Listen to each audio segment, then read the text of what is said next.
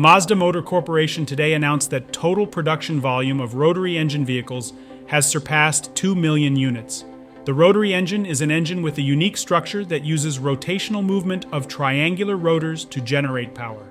The first vehicle Mazda equipped with a rotary engine was the Mazda Cosmo Sport, Mazda 110S, introduced in 1967. From there, Mazda continued to refine the performance of their rotary engines, making improvements to output, fuel economy, and durability, and maintaining their position as the only automaker mass-producing rotary engines for many years.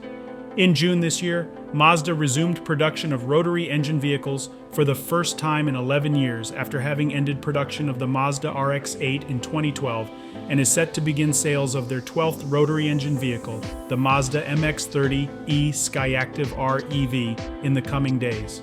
Takeshi Mukai, Director and Senior Managing Executive Officer at Mazda, made the following statement in response to reaching 2 million total production units. The rotary engine is a special part of Mazda history and represents our never-stop challenging spirit. The rotary engine is much loved by customers around the world, and we're excited to resume production and see it make a comeback. I would like to take this opportunity to sincerely thank everyone who has supported us on this journey.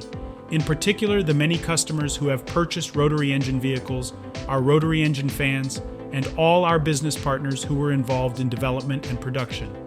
Moving forward, we will continue to pass on this never-stop challenging spirit, offering attractive vehicles that provide our customers with an exciting driving experience even in the age of electrification. Mazda will continue to pursue the joy of driving under its core value, human-centric, and aim to deliver joy of living by creating moving experiences in customers' daily lives.